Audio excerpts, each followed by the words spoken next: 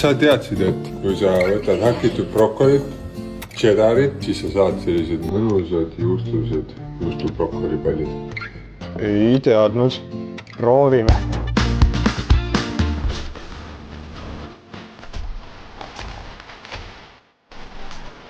Tundub lihtne.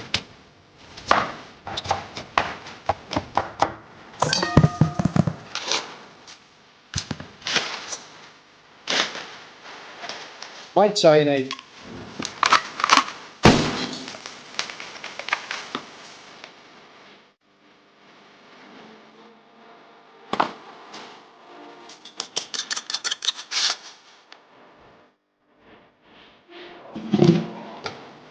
A classic Roman. Okay. A little extra parmesan.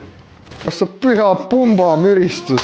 Miks mul nüüd välja ei tulnud? Mulle meeldib see mõte. Brokkoli, juust, natukene toorjuust. Võib-olla ma panin toorjuustu liiga vähe. Ma ei tea. This is what it looks like when it comes out the oven. Kui retsepti järgi ei saa, siis peab tegema ise uue retsepti. Seega ma katan nad korraks munast läbi ja panen riivsaia sisse. Jopatški! Vaat need on pallid, krõbedad. No nii, ühesõnaga, meie asi on nüüd siin. Krõbedad pallid, vaatame, kuidas need maitsevad.